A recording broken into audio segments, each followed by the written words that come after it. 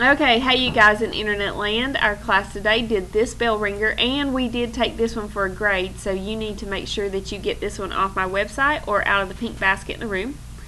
And we are now ready to work on this standard 6.12 that says explain the effects of how irrigation, metalsmithing, slavery, and the domestication of animals and the inventions such as the wheel, the sail, and the plow on the growth of Mesopotamian civilizations. And there's a worksheet that goes with it that we are working on together in class, so you'll need to catch up with us. Okay, we have talked about how irrigation made the population grow in Mesopotamia. Who knows how it did? All right, tell me how, Chris. It made their farms expand and help them everything. Okay, they were farming, so they were producing more crops. So for a surplus of food, so their people always had plenty to eat, and they were eating healthy, so they were living longer. Okay, so their population grew because they were getting the food that they needed. They no longer had to go out and hunt and gather it and hope they didn't get killed by a wild rhinoceros that was probably as big as this classroom, right? Okay, listen. They would also make canals. Yeah, their irrigation, they made canals. Okay, I think did I say agriculture or irrigation? Irrigation. Okay, so agriculture is the farming. Irrigation is the what? Types of farming? No. The system. The Water system. The water system. Okay, so all their crops had to have water. How did they get the water in there in a smart way? Zoe. Canals. What else, Richard? Trenches. They had trenches. What else? Yeah, Levees. Deja. Levees. What else? Gibson. A shadoof. Yeah. Wells. Water gates. They made that floodgate. Okay. All right. So all of those Ditches. ditches. They made the rivers Yeah, when they brought the rivers, they built their civilization near the river, and then they built those canals off the river, right, to their what? To their farms, to their crops, to their fields. Do you remember the pictures we looked at the other day? Some of the fields, the irrigation system went around the whole field, and some went between every single. You remember? Yeah. Every single what? Every single row. Every single row, right? And the rows were mounded up, so the water stayed in between them, right? So that's the irrigation system.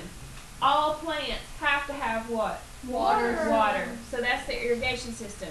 So if your irrigation system is good, then you're going to get really good healthy plants growing, which means you're going to produce more food, which means people are going to have more to eat, which means they're going to live longer, which means you're going to have a growth in population, right? Mm-hmm. And if you live far, far, far away from a farm, are you going to want to live, or you going to want to move closer to where there's more food?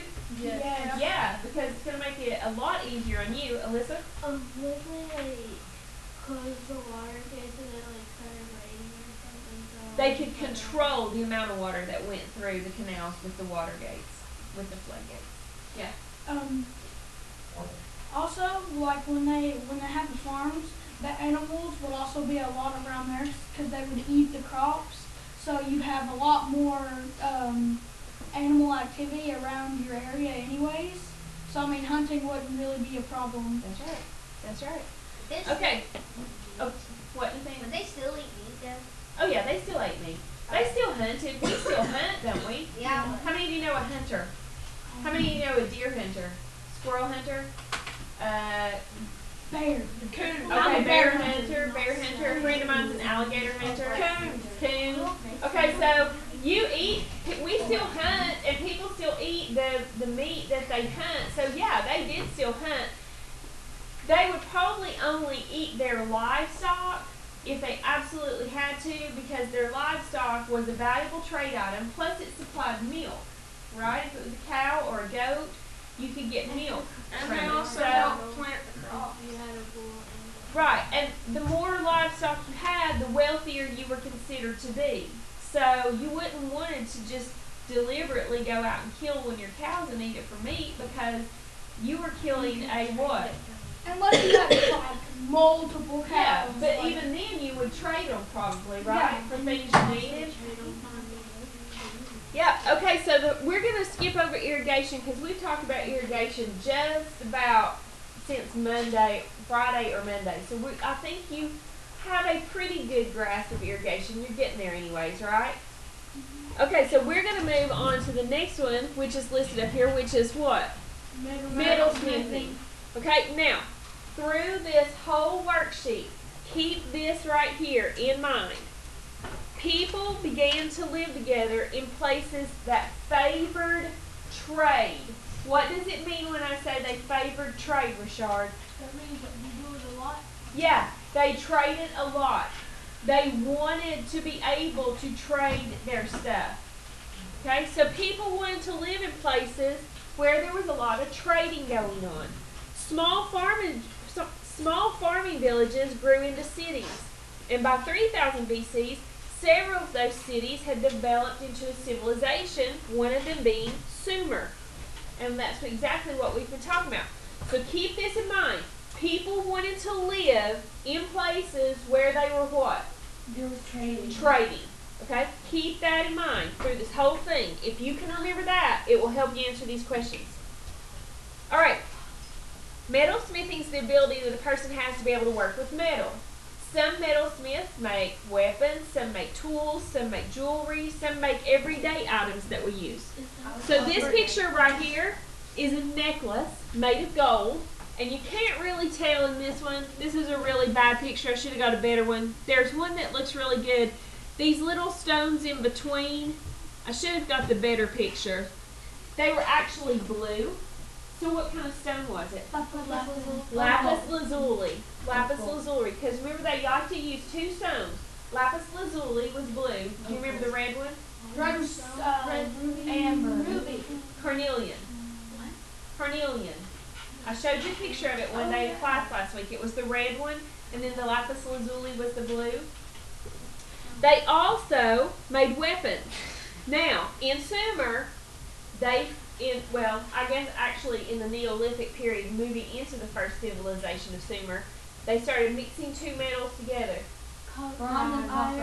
Copper and iron. Tin. And they got bronze. What color metal is bronze? Brown. It's a brownish gold, right? Okay, so someone, I don't know if it was an archaeologist, I don't know if it's a paleontologist, but someone found some weapons in Sumer. They unearthed them, and this is what they look like. This bottom one, that's what they looked like when they found them. So they were all still intact, so they were not rusted with lots of holes and everything in them. So what they did was they found a couple of them and they polished one of them up. So they think that this top one is what their weapons would have looked like. This one's been underground for so long that it's rusting and it's turning and everything. But if you polished it up, it's really shiny and actually kind of nice looking, right? Okay, so is that the brownish gold color of bronze? So that's most likely a what? Bronze weapon. A sword. Okay? Now this one down here is actually an item. Where's my... Hello. Follow me. Here we go. Okay? That's actually an item that we still use in today's society, only ours looks totally different. You know what this, Sarah? One of those things that you hold by handle and you Teapot. A teapot. What else? Coffee pot. Watering can. Waters flowers. A watering can. I've got a question. Okay, hang on 1 second. Deja, do you know? A watering, I was going to say machine, but like, Okay, so we all got the gist that it does hold a liquid, right? This was a pitcher. Do you know how the pitchers you keep tea in your refrigerator? Ours has a handle now and probably a little spout. Well, this one, they would fill it here, and then you would grasp it right here around the neck, and that was the spout to pour the water. Now, for them to be such one of the very first civilizations, that's pretty good, isn't it? And has that idea passed down even to us in 2015? Absolutely, it has. Okay, Christian, what were you going to ask me? About the weapons, do you think they may have made daggers already since they made swords? Because daggers are just a little bit shorter. That's probably what that one is, actually. Okay, because when I was doing my my project, I was doing it and I was gonna draw some armor to the gods, and I was thinking about including a little part. What would have been really good for them to have put with that so we could see the actual size? Yeah. Like Lay your hand down, or a ruler, or something so you could see. Because Christian sees that as a sword, I saw it as a dagger. So it just depends on how big it actually It looks was. like it's like really close. I thought it was like a knife. I thought Okay. it Alyssa? Like swords also around and stuff with like armor. Oh yeah, yeah. I thought it was like one of those, you know, how they have short swords. I mean, they're about the blades about that. Like a dagger. Yeah. Yeah. Sort of. Okay, now keep this in mind. People began to live together in places that favored trade. So your question is, let's go back up here to the standard. Your question is, how did metalsmithing help the growth of Mesopotamian civilizations? Okay, who wants to read the second paragraph? Okay, Carissa, go for it. Trade was another key part of Sumer's economy. The Sumerians did not have some of the goods that they needed. For example, even though many Sumerians were skilled metal workers, they had to trade with other peoples to obtain most of their metals. Trade routes from Sumer to places as far away as India and Egypt. Okay, we're going to stop right there. That gives us a little bit more information to be able to answer number 2. Now, the second, or number 1, sorry, metalsmithing. The best answer for number 1 will get a Class Dojo point. You will get a point, okay? So, let's look back at our question. How did metalsmithing affect the growth of the Mesopotamian civilization? Don't tell me. Write your answer right now. All right, we just answered number 1, and the question was, reread it, or I'll read it. Thank you for giving me your paper. The question was, how did metalsmithing help the growth of Mesopotamian civilizations? We just answered that in class, so we are moving on now to question number 2. Keeping in mind that people like to live together in a place that favored trade. All right, and Israel's going to read us the third paragraph. Read loud. Sumerian merchants went to other lands. They traded wheat, barley, and tools for timber, minerals, and metal. The minerals for metal were then used to make jewelry or tools. For jewelry making, Sumerians valued a redstone called carnelian and Indus Valley. Indus, Indus Valley. They also searched for a blue stone known as Iapetus, Lapis lazuli. lapis lazuli, from what is now Afghanistan. Traders returned with iron and silver from present-day Turkey. Okay. All right, so that's a little bit more about what they were looking for when they traded, right? Yeah. Okay, next one. The next question says, how would slavery have helped the growth of a civilization? Now, this does not mean you're going to go out and capture people and bring them into your city-state to be a slave, therefore your population's going to increase. That's not what it's talking about, okay? It's wanting to know how slavery that was going on in Sumeria, how it helped the growth of population. So I'm going to read this to you. I think you're going to be surprised by some of the information that I read to you. Sargon, the most powerful king of Sumeria. Do you remember who he was king of first? Point for you if you get it. He was the king of 5, Assyria. 4, and Akkadian? yes, Akkadian king. Jesus. All right, he combined the Akkad and the Sumer, the regions of Sumer, and he became the Sumerian king, right? Okay. Sargon, the most powerful king of Sumeria, the world's first great civilization, conquered every city in southern Mesopotamia in 2350 BC. He owned 9,000 slaves. I think, last check, there were about 16,000 people in Greenville, so that's over half being slaves, if that were compared to our population to the number of slaves he had. Is that bad? Half? Slaves. Well, look at this classroom. Yeah, that's a good answer, Deja. Yeah, that's bad to the slaves. Look at this classroom. What if there were half of us in here that were free and half of us that were slaves? you've got a 50-50 chance of being free or a 50-50 chance of being a slave. Okay. All right. Now, rulers like Sargon also used slavery as a form of punishment for any of the people who violated the law. Thieves were ordered to serve their victims as slaves. Now listen to this. You go steal 10 head of cattle from a farmer. Okay? You're living in Sumer, you go steal these head of cattle to a farmer. You get caught stealing. And Sargon decides you're a thief, you've got to pay, so you're going to be that farmer's slave for the next 20 years. Now, how many says that's fair? How many says it's not fair? Wait, that is fair. Okay, now let's think about it. You stole property from him. That's fair because if you stole something, At least he doesn't have to do it again in the next 20 if you years. stole something nowadays, Well, You have to pay it's true. for it. All right, let me ask you this question. If you are the thief who stole, don't you think there should be a punishment? yep. How many of you think slavery is too harsh? How many of you think that slavery is not too harsh in this case? Okay, so we have our own opinions about what we think about it, right? Obviously, they believed that if you committed a crime against someone, then you would be that person's slave. And that was your consequence for the crime you committed. That's fair. All right, Christian? That is Well, if there's so many of them, then why couldn't they just like start a riot and like just break out? They were probably too fearful to. Plus, the slaves that were paying off a crime, you weren't the king's slave, you were that person that you wronged. So if you stole 10 head of cattle from a farmer, you were that farmer's slave.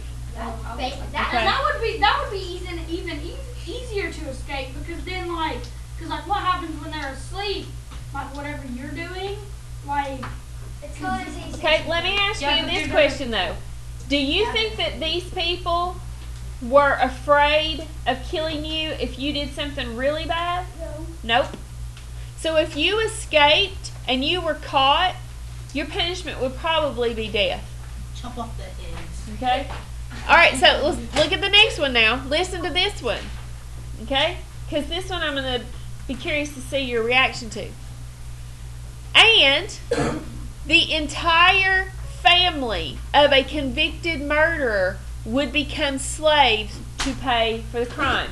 So your second cousin goes and murders someone, your whole family becomes slaves then. That's so just that's like what, like 4 people? Could be more. Alright, how many of you would like it if you had to pay the consequences to one of your family members' crimes? I already do. Okay? How many of you really wouldn't like that at all? I killed the person who murdered the other So then your family would be in trouble, according to their law. person, and then they killed Alright, me. so how many of you think that part's fair? How many of you don't agree with that? Okay, that's kind of what I thought. That was the first period saying feelings on that. While Sargon and the priesthood, while by far the biggest landowners and slave owners, slaves were also found in ordinary households performing domestic chores, cooking meals, cleaning the house, washing clothes. If their masters were farmers, the slaves tilled the fields and tended the livestock. If their masters were merchants or tradesmen, the slaves carried goods to market or worked in the shops. Sumerians that faced financial ruin. Now remember, they didn't have dollar bills in their wallet and coins in their pocket, but they did have land, they did have crops, they did have livestock. That would have been their money. So Sumerians that were faced with financial ruin would sell their children to the king to pay off their debt. Pretty bad, wasn't it? Okay? Boys would work as farmhands or craftsmen's assistants, and girls would work as domestics, weavers, potters, or bakers. So you were either sold to the king or you were sold to the person that you owed the debt to. Probably the person you owed the debt to. So if you owed a farmer, you would sell your child to that farmer to work on his field as a slave for as long as it took because you owed him a debt. Yes, Nick. Like if you didn't, couldn't if you send it to the king, couldn't the king like send them to the scribe school? Yeah. Well, I doubt it. Probably not going to send them to the scribe school. Probably going to use them as his own slave. Christian? Could they sell like their land instead of selling their children off? Like, couldn't they sell their land? Possibly. So what does that tell you if they didn't sell their land? Don't be shuffling. Don't be shuffling. We're gonna read this one more sentence because I want you to listen to this one. If a child was born and their parents didn't want them, and they were orphaned and illegitimate children were sent to live in the temples, growing up as a slave to the gods or the priests. So even the priests had slaves, maintaining the temple and serving the priests. I'd rather be the god. Okay, now here's what we're going to do. We're going to do the other questions. We're going to finish it tomorrow. So make sure it's glued in and you don't lose it. I will see you then.